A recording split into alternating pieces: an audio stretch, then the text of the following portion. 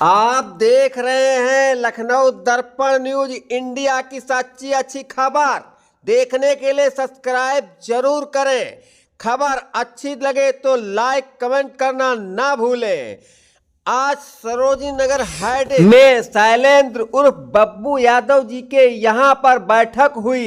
अचानक बैठक के कारण जनसंख्या कम थी। यहाँ पर कई संगठन के राष्ट्रीय अध्यक्ष मौजूद थे तथा समता सैनिक दल के पदाधिकारी भी रहे मौजूद। ईवीएम मशीन को बैन कर मत पेटी से चुनाव कराने की बात की गई। साथ में 4 फरवरी को यूको गार्डन में धरना प्रदर्शन की भी तैयारी की गई। आगे देखते रहिए सारा नजारा। जय जवान जय किसान, जय जवान जय किसान, जय किसान जय जवान, जय किसान जय जवान, जय किसान जय जवान। ईवीएम हटाओ देश बचाओ, ईवीएम हटाओ देश बचाओ, ईवीएम हटाओ देश बचाओ। जय भीम जय भारत, जय भीम जय भारत, जय भीम जय भारत, जय भारत जय भीम जय भारत जय भीम। ईवीएम हटाओ देश बचाओ, देश तुम्हारा राज हमारा नहीं चलेगा, नहीं चलेगा। राज हमारा देश तुम्हारा नहीं चलेगा, नहीं चलेगा। वोट हमारा दे राज तुम्हारा नहीं चलेगा, नहीं चलेगा। वोट हमारा राज तुम्हारा नहीं चलेगा, नहीं चलेगा। ईवीएम हटाओ देश बचाओ, ईवीएम हटाओ देश बचाओ, ईवीएम हटाओ देश बचाओ।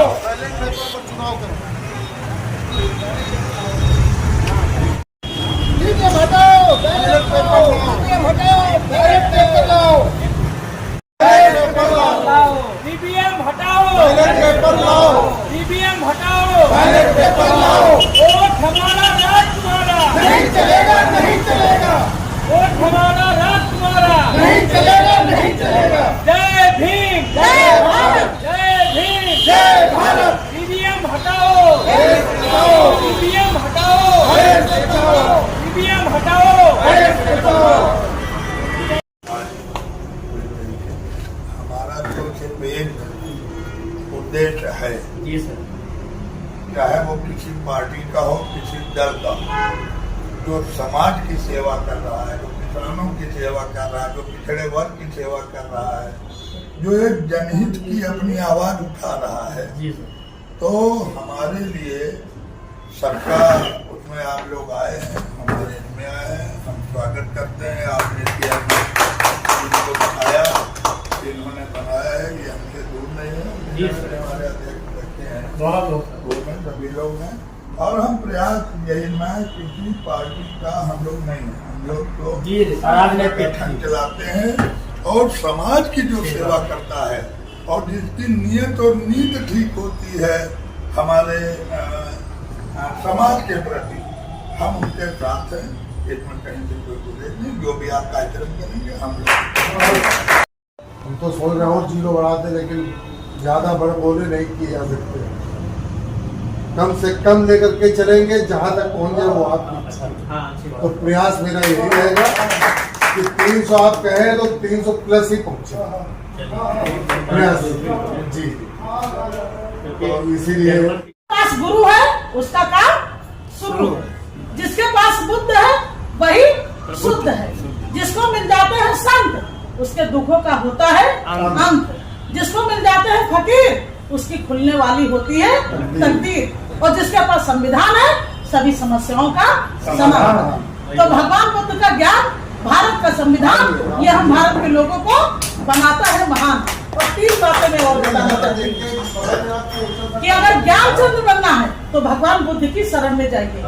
अगर राजचंद्र बनना है तो संविधान की शरण में जाइए।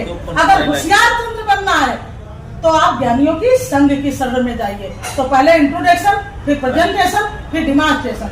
समाज में नकल से, धर्म में शकल से, राजनीति में अकल से। हमें संगठन या राजनीतिक दल चलाने के लिए 3 बातों का ध्यान रखना पड़ता है कि हमें 3 प्रकार के लोग चाहिए और 3 प्रकार से संगठन चलना चाहिए। तो पहले निगरानी, फिर नियंत्रण, फिर निर्देशन, फिर प्लस निर्माण, प्लस समतामूलक समाज की स्थापना। और हमें 3 प्रकार के लोग जो चाहिए, समयदानी, अर्थदानी, विचारदानी। और मैं 4 बातें और बताना चाहती हूँ। कार्यपालिका, न्यायपालिका, विधेयिका और सबसे हमारा चौथा स्तंभ है मीडिया। आज हमारे लाल जी भैया जो दर्पण न्यूज लखनऊ है, मैं उनको धन्यवाद देती हूँ, धन्यवाद देती हूँ कि उन्होंने इस ईवीएम के मुद्दे पर इस तरह के खंड में इतना गर्म जोश मुद्दा रखा है। तो हम भारत के लोग जय भीम, नमो बुद्धाय, जय हो ये भैया का चेयरमैन साहब की, और जय हो यहाँ के उनके साथियों की, जय हो हमारे मलखान सिंह, हमारे जी बहादुर साहब की, जय हो डॉक्टर साहब की, जय हो कन्हैया भैया की, और जय हो भारत के लोगों की, और जय हो सम्राट अशोक की, और जय हो सभी भारतवासियों की, विश्वासियों की। इसी के साथ मैं अपने मुद्दे को समाप्त। जय हो संविधान की, जय हो संविधान बप्पा की।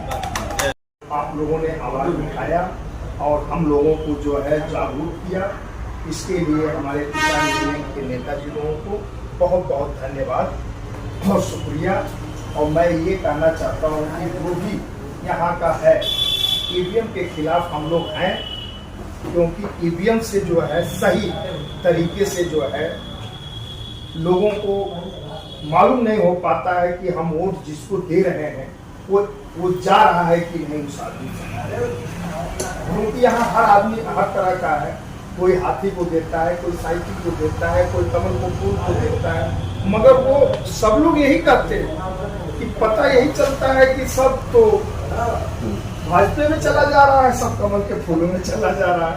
मगर इसके लिए हम लोगों को बैलेट पेपर से ही चुनाव में हम लोगों का पूरा सहयोग है और सब लोग जी जान करके लगेंगे और हमारे चेयरमैन साहब के जो भी आदेश होंगे उनके साथ कदम पे कदम मिला के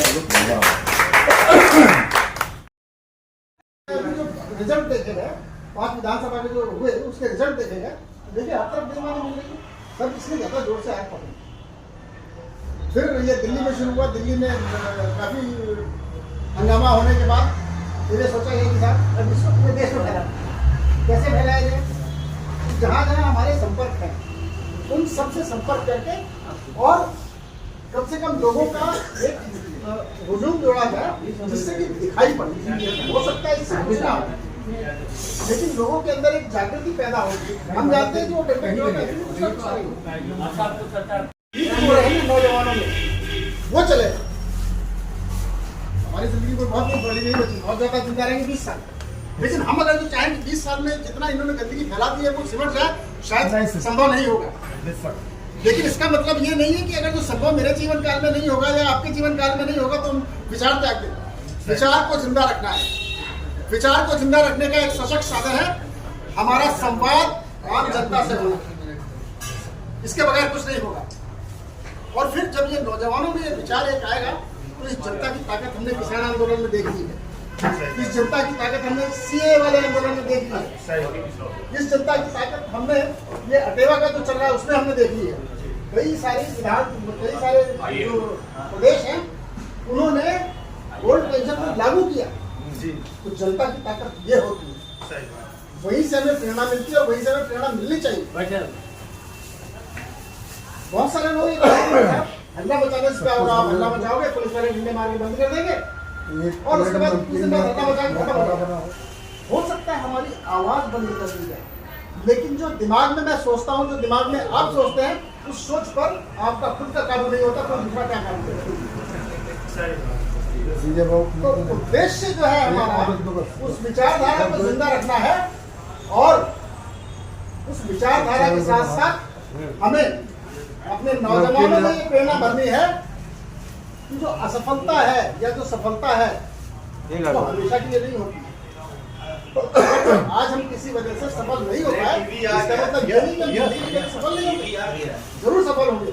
हमारा देश कई हजार साल गुलाम रहा, देश नाम की तो पहले कोई चीज नहीं थी आजादी से पहले, लेकिन गुलाम रहा, गुलामी से आजादी मिली ना, सब लोग बिखरे बिखरे, ये पूरा देश आपके यूनियन ऑफ इंडिया नहीं ना, इंडिया ये राज्य को छोड़ दो, जिन राज्यों को जोड़ के देश को बनाए,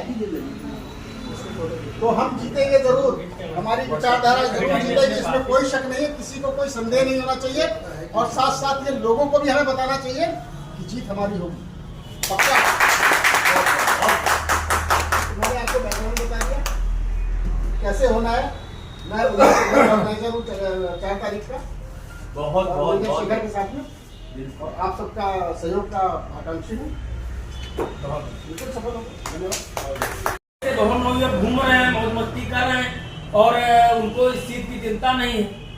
अब आप सोचिए कि मैंने बहुत कम पैसे में जो है मैंने एक ग्रेजुएशन किया, मेडिकल की डिग्री ली, इसके बाद पोस्ट ग्रेजुएशन मास्टर डिग्री किया और इस समय कार्डियोलॉजी का मैं कोर्स कर रहा हूँ। तो ये सोचिए संविधान की बदौलत है, संविधान की देन है। नहीं तो मैं आप तो ये तो सारे काम सब जानते, सबसे बटे हुए थे, कोई ऐसे तो है नहीं कि परिचित नहीं है। तो हम लोग पुरानी व्यवस्था पे फिर पहुंचे जा रहे हैं, इस चीज को शायद नहीं मालूम है। तो इस प्रकार से हम लोग सारी चीजें सोच करके कि हमारा जो सम्मान सुरक्षा है उसको बचाना है, संविधान को बचाना है, तभी हम लोग सुरक्षित रहेंगे, हमारी पीढ़ियां जो हैं वो सुरक्षित रहेंगी और उसकी हक अधिकार उनको मिल सकेंगे। और आज को देखा जाए तो ये जो IAS के बड़े बड़े पद हैं खाली पड़े हुए हैं, OBC को पहुंचने नहीं दे रहे हैं। आप देखिए दिल्ली की यूनिवर्सिटी का जो प्रोफेसर लक्ष्मण यादव था, आज वो समाज की लड़ाई लड़ रहा था। समझ लीजिए वो ललाई सिंह यादव का दूसरा रूप। मैं तो मानता हूँ कि इतना बड़ा संघर्ष कर रहा था, उसको बताइए आप उसको नौकरी से निष्कासित कर दिया गया। कितनी बड़ी महिला भी है, रितु चौधरी, हाँ नाम मालूम था आपको। आप बताइए, सुने थे नाम, लेकिन ललाई सिंह यादव उनके जो है लक्ष्मण यादव से बहुत पहले से परिचित है। उन्होंने तो बहुत क्रांति की है, उन्होंने जो है बहुत संघर्ष किया, आज उनको नौकरी से हटा दिया गया। जो यूनिवर्सिटी में कोई प्रोफेसर होता है तो आप सोचिए कि पहले तो इंटर के बाद वो ग्रेजुएशन करता है, इसके बाद वो पोस्ट ग्रेजुएशन करता है, इसके बाद वो यानी कि डॉक्टर की उपाधि लेता है। आप बताइए कि वो ऐसे हो गया। फिर उसका एक गलत तरीके से, माननीय लक्ष्मण यादव का गलत तरीके से इंटरव्यू करके और उसको बाहर निकाल दिया गया। तो उन्होंने उस पर सवाल भी पूछा कि भाई हमें इस पे बताया जाए, हमें इसकी जवाब चाहिए। मैं जवाब मांग रहा हूँ कि मुझे नौकरी जो दी गई थी तब मैं क्या काबिल नहीं था, तो मुझे नौकरी क्यों दे दी गई थी। लेकिन आज उसको कोई जवाब नहीं दे रहा, क्योंकि वो सब आप लोग जानते हैं, सब एक भ्रष्टाचारी, मनुवादी और एक प्रकार से कहा जाए तो आतंकवादी, मैं तो कहता हूँ आतंकी खून है उन लोगों के अंदर, मानवता का खून नहीं है। तो वैसे लोग वो सत्ताधारी पे बैठे हैं और उन्होंने उसको बाहर कर दिया। आज हमारे समाज के बहुत सारे ऐसे लोग बाहर किए जा रहे हैं।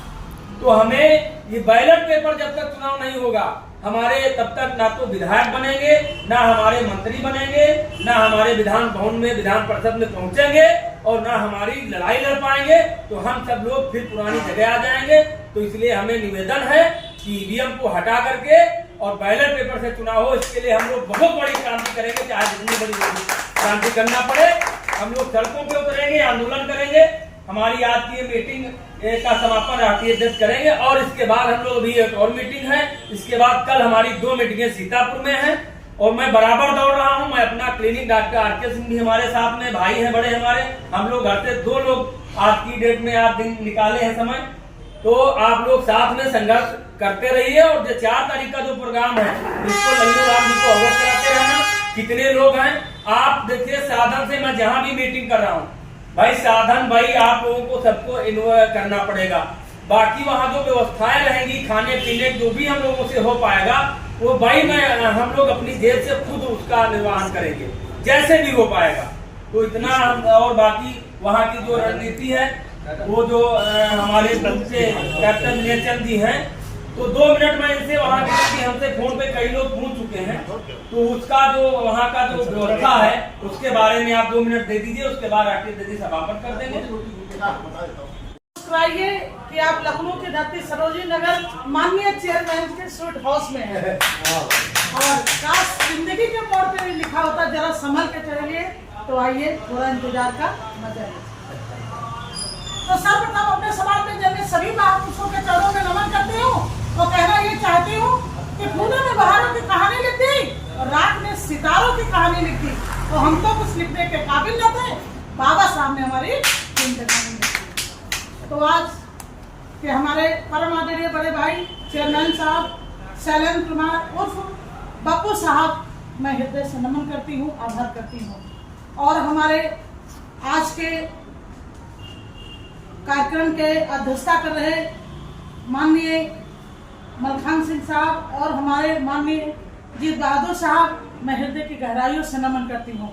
और यहाँ पे आदर्श व्यापार मंडल की सारी टीम को मैं बहुत बहुत हृदय से नमन करती हूँ। और आज 2-3 दिन से हमारे लिए प्रस्ताव आ रहा था कि बहन जी आप जरूर आइए, तो हमारे डॉक्टर आके साहब और हमारे कन्वजिया साहब जो हमारे बीच में बैठे हैं, मैं दिल से इनके हृदय की गहराइयों से नमन सभी का आभार करती हूँ। और कहना ये चाहती हूँ कि रेगिस्तान में तूफान कभी रुका नहीं करते, और हम बाबा साहब के औलाद हैं, किसी और के आगे झुका नहीं। तो सर्वप्रथम करुणा के सागर भगवान बुद्ध ने कहा था कि जिसके पास मति है उसी की गति है, उसी की प्रगति है, अन्यथा दुर्गति। और उनका नाम दूसरा विश्व मोहिनी भी है। उन्होंने कहा था अपना दीपक स्वयं बनिए। और उन्होंने कहा था अगर दुख है तो दुख का कारण है, अगर कारण है तो निवारण है, और निवारण है तो फिर आनंद ही आनंद है। और हमारे परम गुरु एक नरम गुरु, एक सॉफ्टवेयर, एक हार्डवेयर, एक रिमोट और एक कीबोर्ड। तो हमारे नरम गुरु हैं हमारे संत शिरोमणि रविदास साहब, जिन्होंने कहा था मन चंगा तो कठौती में गंगा। और हमारे गर्म गुरु सदगुरु कबीर साहब ने कहा था तोरा मन दर्पण कहलाए, और भले बुरे सारे कामों को देखे और दिखाए। और वहीं पे हमारे परम पूज्य बाबा साहब समता स्वतंत्रता बंधुत्व और न्याय का संदेश देने वाले विश्व रत्न, भारत रत्न, युग पुरुष, महामानव, बाहुबली, सिंबल ऑफ नॉलेज, तर्कशीलता के ताज, कलम के कोहनूर, कानून के देवता, स्वाभिमान के सिंहासन और गांधी के प्राणदाता, नारी के मुक्तिदाता, संविधान निर्माता, 9 भाषाओं के नवाब, 32 डिग्री के बादशाह, संसार के सूर्य, पूर्णिमा के चंद्रमा, युग पुरुष, ऐसे बाबा साहब के चरणों में नमन करती हूँ। उन्होंने कहा था शिक्षित रहो, संगठित रहो, संघर्ष करो। और उन्होंने कहा था कि शिक्षा वो शेरनी का दूध है जो पिएगा वो दहाड़ेगा। और उन्होंने कहा था कि किताबें चुप रहती हैं लेकिन आपको बोलना सिखाती। वहीं पे हमारे मानवत काशीराम बहुजन नायक मानवत काशीराम साहब ने कहा था कि अगर न्याय चाहिए तो शासक बनो, गुलाम नहीं। वहीं पे हमारे परमवीर पेरियार, उत्तर भारत के परमवीर ललित सिंह यादव ने कहा था, उन्होंने पाखंडवाद को जड़ से समाप्त किया और उन्होंने सच्ची रामायण लिख करके ये दर्शा दिया कि पाखंडवाद जड़ से खत्म हो जाए और वो बहुत भिक्षु भी बने। और हमारे दक्षिण भारत के पेरियार ए.डी. रामास्वामी नायकर ने भी बहुत कुछ अपने शब्दों में कहा। और हमारे संत गाडगे साहब ने स्वच्छता अभियान चला करके भारत को, पूरे विश्व को स्वच्छता का संदेश दिया। वहीं पे माता सावित्रीबाई फुले, महामना राम स्वरूप वर्मा जी, डी.पी. मंडल जी और हमारे छत्रपति शाहू जी महाराज, माता सावित्रीबाई फुले, उदा देवी पासी और हमारे महात्मा ज्योतिबा फुले राष्ट्रपिता और हमारे जितने भी गुरु हुए हैं वो सबके मैं नमन करती हूँ। उन्होंने बहुत कुछ कहा है। तो आइए मैं कहना चाहती हूँ कि आज हमारे बीच में जितने भी हमारे अतिथिगण बैठे हुए हैं, मैं सभी का आभार और नमन करती हूँ कि आप लोगों के बीच में मुझे आने का मौका मिला।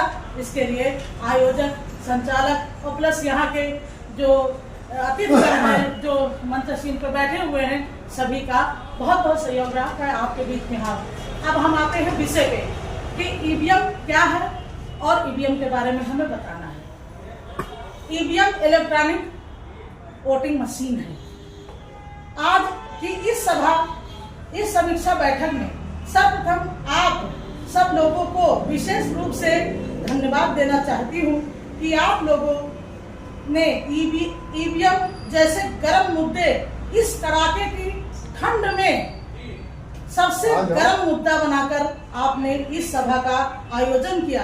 इसके लिए मैं आप लोगों की बहादुरी की दिल से प्रशंसा करती हूँ। जैसा कि हम लोगों ने ईवीएम के बारे में सुना और समझा है कि आज इस मशीन से वोट आखिर कहाँ जा रहा है, क्यों जा रहा है और कौन भेज रहा है, इस मजेदार लेकिन गंभीर मुद्दे पर हम बात कर रहे हैं। इससे ये पता चलता है कि हम जो वोट देते हैं तो इस बात का हमारे पास क्या सबूत है कि हमने किसे वोट दिया। हमारी इसी कमजोरी को देखकर ही हमारे वोट का पता नहीं चल रहा है। इसीलिए हम चाहते हैं कि जब हम वोट दें तो इसके प्रमाण के स्वरूप में हमें वीवी पैड की पर्ची भी साथ में मिलनी चाहिए, ताकि हमें भी पता चले कि हमारा वोट हमारा है कहाँ।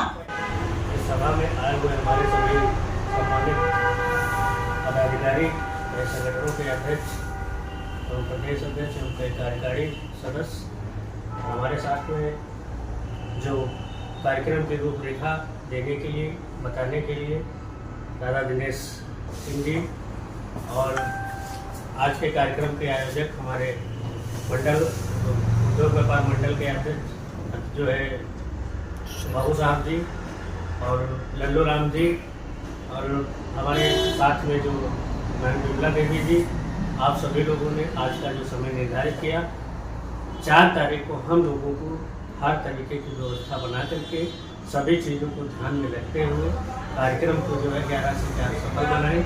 और हमारे साथ में कई संगठनों के नाम हैं, कई संगठन के लोग हैं, सारे संगठन एक साथ वहाँ मंच पर पहुँचने के लिए वहाँ पर एकत्रित होंगे और कार्यक्रम का संचालन जो है दादा के माध्यम से या शेखर के माध्यम से, और सीतापुर में भी बैठक बुलाई गई है।